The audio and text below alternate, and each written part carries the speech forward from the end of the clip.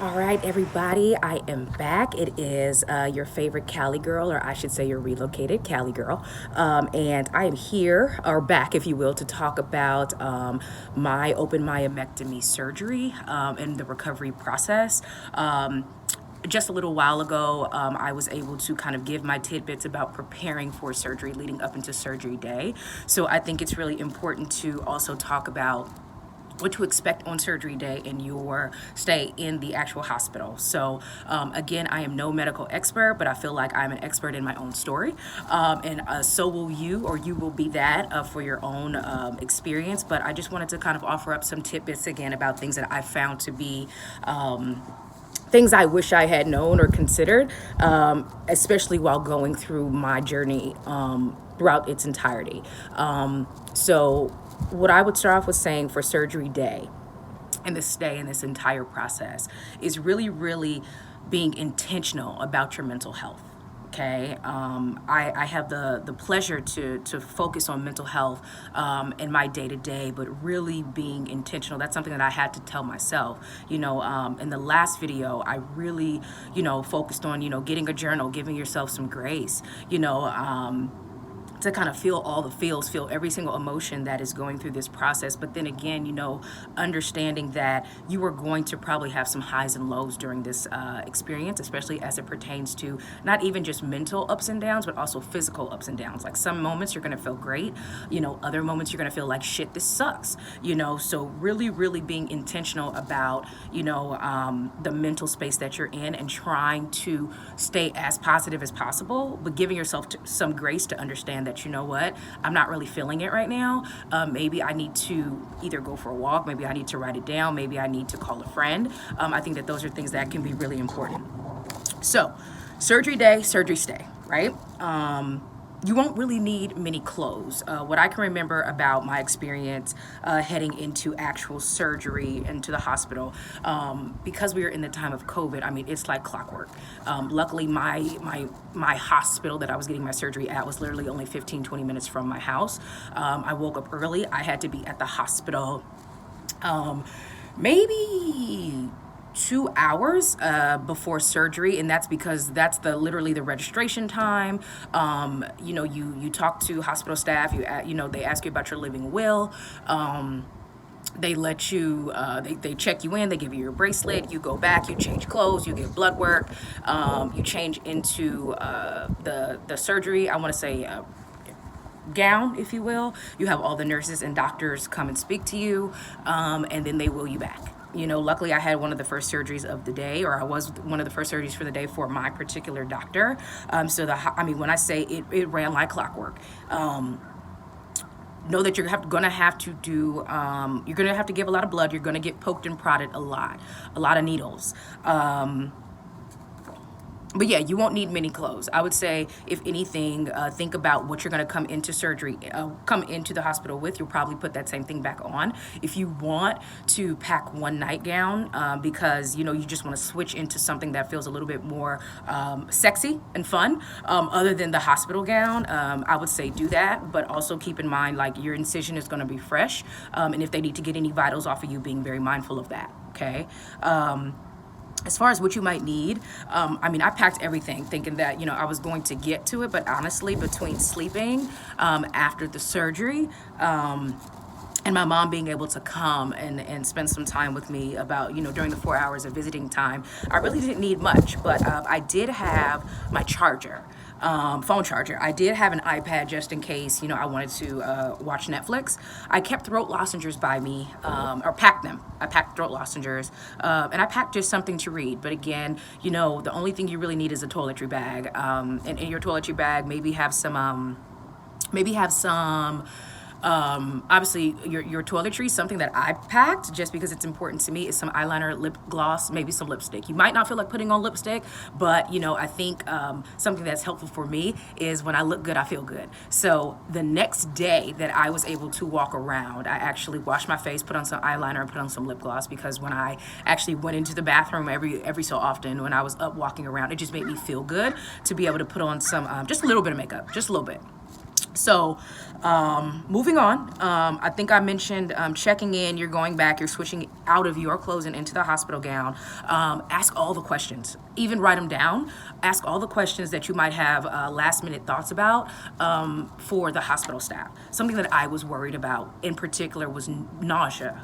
And I think I mentioned in the last video that like I had just every single day, multiple times a day, I was nauseous. And I had also read other people talking about their experiences with being nauseous after surgery, even throwing up. And I was afraid of that because that was something, not necessarily the throwing up, but the sensation of feeling like you have to throw up multiple times a day leading up to surgery. And honestly, for the past, I want to say year, the nausea just got so bad for me. That was something that I just could not take anymore of. So the doctor actually, anesthesiologist actually gave me a motion sickness patch that he put behind my ear prior to surgery. So any questions that you have, I would definitely say make sure that you ask them. I'm not a medical expert. I don't know your doctor. Obviously, I don't know the people that are going to be on staff. But the worst thing that they can tell you is no, right? So ask the questions that you might have.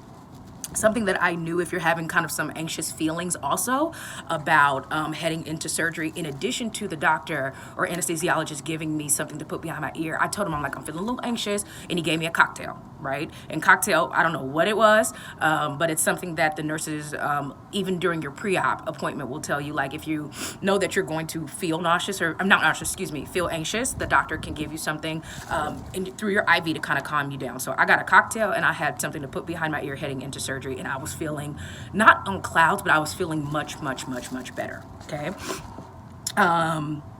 What else? I talked to my doctor. We actually developed a very, very strong relationship throughout this surgery. So I think the trust level was definitely there. And, they willed me back. The doctor asked me before she willed me back, like, what do you want to ascend to? Like, is there any station, that you want to make sure that is in the background, while you're under? And I said, Janet Jackson. So I think that was a blessing that she thought enough of me as a person, to ask me what station that, I want around my spirit, as I'm in surgery. She gave me positive vibes, like I said, throughout the surgery, throughout the process leading up to surgery. I think we had really developed a strong bond. Even so much to the point that when I got wheeled back and the anesthesiologist, put the mask over my face and told me to breathe, the last thing that I remember is her rubbing my shoulder. And on the last breath, I had to take 3 breaths. On the last breath, she actually held my hand, so I don't know the relationship that you ladies have with your doctor, but I would really say, try to build a relationship. I know that is part of their job as well, but you all are going through this process together. This is probably going to be the person that is checking on you throughout your healing process, even through a year after your surgery. So I think that relationship is really, really important. So the positive vibes leading up to surgery, especially the surgery day, was immaculate. I mean, immaculate. She treated me like a person. Like I said, she rubbed my shoulder. She held, literally, as I was going under, she held my hand. And I think that, that just kind of gave me the sign that everything was going to be okay. I think a lot of times or people might ask, when you're going through surgery and you're under, do you remember anything? No, not at all. The last thing that I remember was the doctor holding my hand, and I woke up being wheeled to recovery. So I did not remember anything as far as, I think sometimes people ask, do you dream? I did not. I don't know if that's even a thing, but, I definitely can understand why. But no, I did not dream. When you wake up, you start recovery, right? But I think I mentioned in my last video, I think recovery even starts before your surgery day, especially the way that you take care of your body, the things that you're putting in your body, the way that you're loving up on your body emotionally and mentally, all of those things I think are important as far as the recovery process. But yeah, when you wake up, I think that is another step towards your recoveries. So keeping that in mind, and again, keeping in mind the fact that being gracious to yourself, and kind to yourself. Something that I would say, if you're somebody like me that has a lot of piercings, ladies, if you have piercings, they will make you take every single piercing out. When I say every single piercing, I mean every single piercing. Even my nose ring had to come out. Yeah. even my nose ring had to come out. Like every single piercing. If there's piercings that you can't get out, that you cannot, that you can't unscrew, I could not unscrew my nipple ring. I could not unscrew my vaginal ring. They make you take those out. Especially if you have vaginal rings, they make you take it out because they have to put the catheter up there. Even if they're not, metal, they're still going to take out every single piercing that you have. Okay, the one thing that I would say, especially during surgery day, surgery stay, that if I had over to do again, if you're somebody that has a lot of body piercings like myself, put your piercings back in the minute you wake up or the minute that you are back to. If I had that over to do again, because my hospital stay was only 2 overnight stays, and I tried to, when I finally got back to my house, I tried my best to get every single ring back in, and my vaginal ring and nipple ring had closed in less than 48 hours. And I think that goes to show how beautiful the body is, right? How beautiful the body is and how quickly it can heal. I really felt like as soon as I probably... I know it probably happened before, and again, I'm not a medical expert or anything like that, but literally I felt like my body said to itself, okay, ladies, okay, body, we really have to help Fallon out, so we are going to heal every single thing that is not supposed to be open, including piercings, right? It did not discriminate. So if I had it all over to do again, if you are somebody that likes piercings, that has piercings, take all your piercings out. They're going to make you. They're not going to let you keep any of them in. If you have somebody that is coming to visit you, see if they can help you get those piercings back in. Don't do what I did. I really felt like, I've had my piercings for over 12 years. In some cases, like over 15 years. And the fact that in 48 hours those piercings closed, it really, really, really, I think it sucked personally, because I'm like, dang, like, this is part of my identity. But yeah, they closed. So make sure you get those piercings back in, okay? Something that I would also say about the hospital stay, again, I'm somebody where a part of my mental health is if I look good, I feel good, and looking good, that is subjective, whatever it is that you need to feel good. If you want to, have, a certain type of jewelry, that you want to put back on after surgery, they're not going to let you go into surgery with any jewelry, not at all. This is something that I typically don't take off. I could not bring it into surgery, but whatever it is that you need to feel good, definitely bring that. Yeah. You're going to sleep a lot. So like I said, I think I told you all, I packed like an iPad, I packed my books, I packed, things to keep me busy between, having the nurses come in and out, in and out of the room. You're going to be in and out of sleep for quite some time. And especially right after surgery, what I was noticing is like I slept and woke up in 30-minute increments. And this was after I came from recovery. When they finally wheeled me back up into the room, I would, have enough time to do maybe an Instagram video. I would do a text message or two, and then I'd fall asleep. And then I'd wake back up. And again, it was really, it went from 30 minutes to 40 minutes to maybe 50 minutes. But I literally was asleep on and off for definitely for that first day. The catheter is going to be in you for probably a day. So you won't have to worry about, getting up and going to the bathroom. They're going to tell you to probably be on a liquid diet more than 24 hours before your surgery. So kind of keep that in mind as well. But once you are allowed to get up and walk, get up and walk. Do not, I'm not gonna say do not, but try your best to move. Try your best to move around. And the reason why I say that is because, one, obviously your body just went through surgery, so you want to make sure that the blood is flowing, right? But that also, it's a part of your recovery. You're going to have to move. So in the midst of trying to be gracious and give yourself some grace, really, really listen to your body and know that she's going to have to start moving again at some point, okay? You're going to sleep a lot, yes. Binder, as I was doing my research and even for my own, I actually put my binder on day 2, heading into day 2. The reason why I did that is I did, my own research, and I know people said that it helped them stand up straight. For me, it definitely did. But I was so swollen that I was only able to get one of the 3-piece binder set on. I know some hospitals, they actually give you the binder at the hospital. I went ahead and bought my own. My doctor actually said that I did not need the binder. I think that every doctor is different. But I went ahead and put the binder on anyways, just to, just to try to help me stand up. It did help me stand up.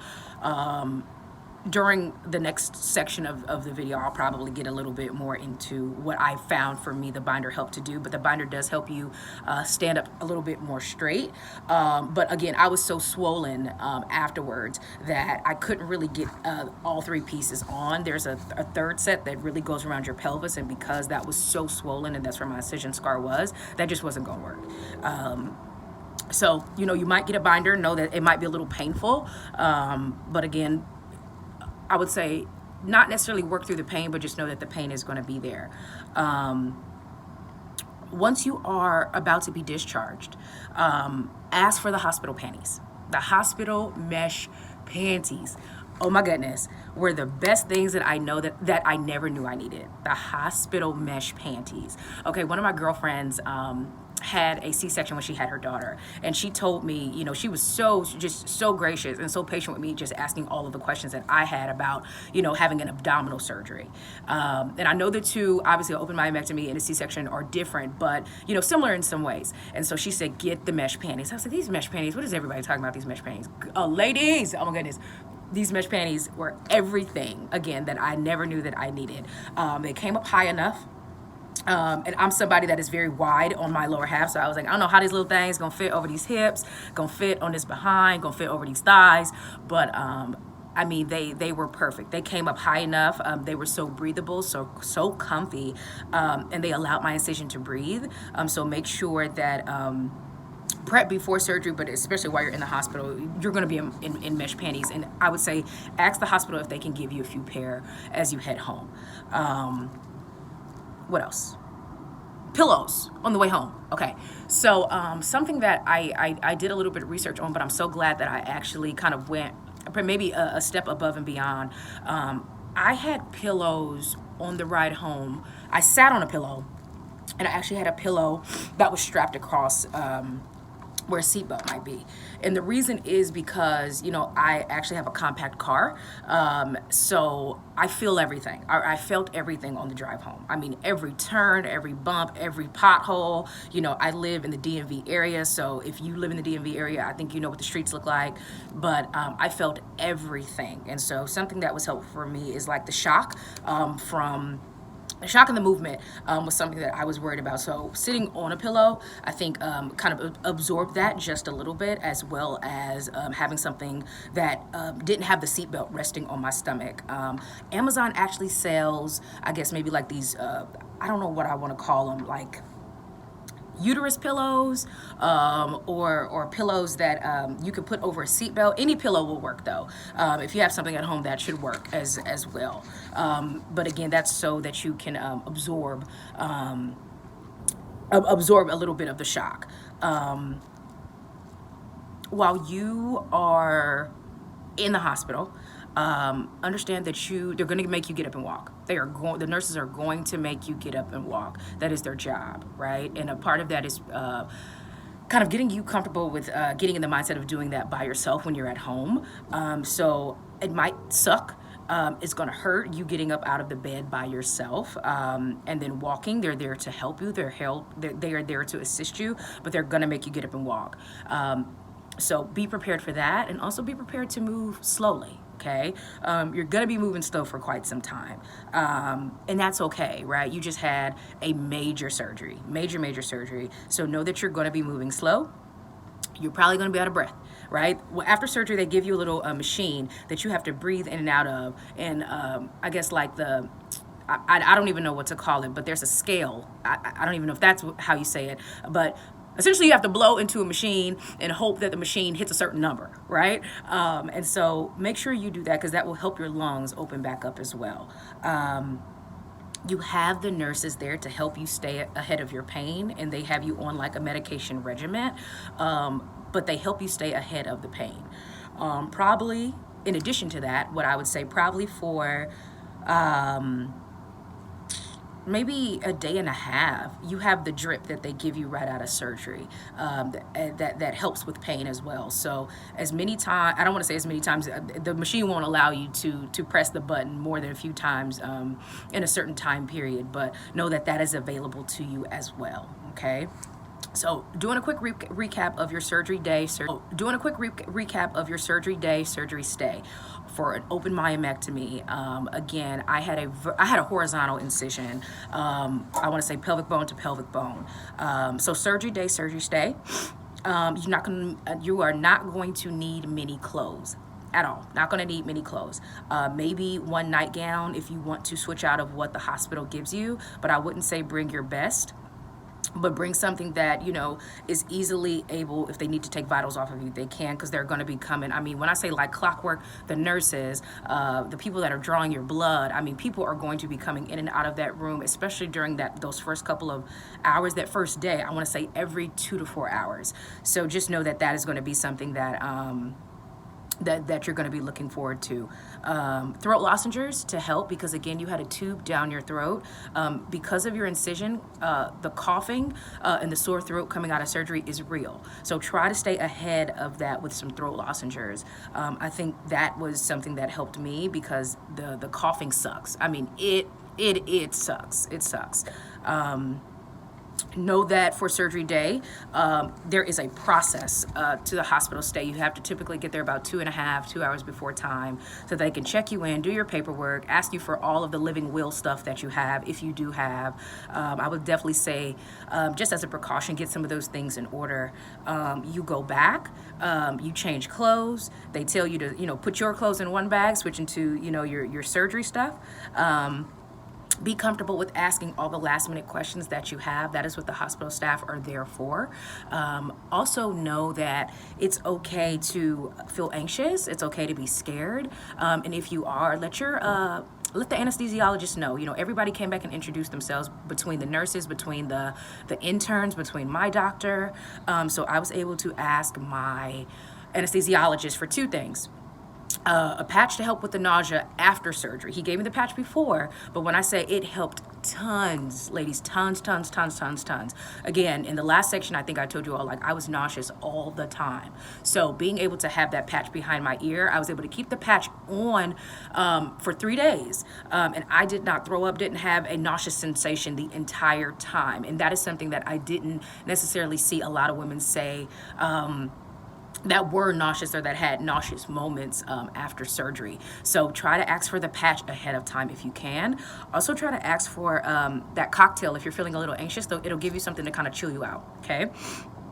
Try to build that relationship with your doctor. That actually should be happening before time, but hopefully you and your doctor have a good enough relationship to where they can kind of give you those last minute positive feels about, like, they got you, things are going to be okay. This surgery is something that you need to kind of regain your time and regain your quality of life. Just doing a quick recap.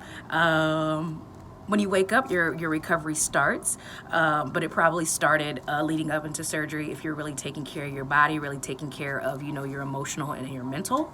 You cannot have any piercings going into surgery. I mean, even ear piercings. Take out all piercings. They're not allowed. They're going to take them out. And if you like the rings that you have in any part of your body, please take them out, because you do not want them to get lost. You cannot have any jewelry either. So, I mean, you have to come in essentially bare. If you are like me, as I mentioned, eyeliner and lip gloss go a long way. So if you want to kind of pack that into your toiletry bag for when you're able to get up and start moving around by yourself. I mean, even if you're not putting on eyeliner, putting on a little bit of chapstick, putting on a little bit of lip gloss, I really think can adjust the mental. Knowing that you're going to sleep a lot. Sleep a lot. And I think that lets you know that your body is in healing. It is in its recovery phase. And you're tired. You just went through a lot. You just had your whole body opened up. You just had, several fibroids come out of you. I never said how many fibroids I had, but, I'll kind of get into that on the weeks after. And what else? You might get a binder. Get those hospital panties, ladies. Get those hospital mesh panties. Those things are everything. And think about the pillows on the way home, just so that you are not necessarily feeling and absorbing. So the pillows are absorbing, if you will. some of the shocks on the way home, because I think all of us have different lengths of drives, destinations that we're going to post-hospital, and that can get a little bit bumpy. And so having those things that you can kind of bear down on if you notice that you're going over humps. Humps are going to suck. Those divots in the road are going to suck. But having those things that you can really lean into are helpful. You're going to be out of breath for a little bit. Okay, just know that, and it's okay, but making sure you're breathing, you're practicing breathing into that breathing tube that they give you in the hospital, and being consistent, with that is going to be important as well. That's going to help, again, you just get used to breathing again. The nurses help you stay ahead of the pain, but knowing that, pain is kind of going to be there, okay? So yeah, I think that is probably what I would say for my hospital day situation. In the next section that I'll talk about official recovery, and really get into like the amount of fibroids that I had, and all that jazz. Thanks.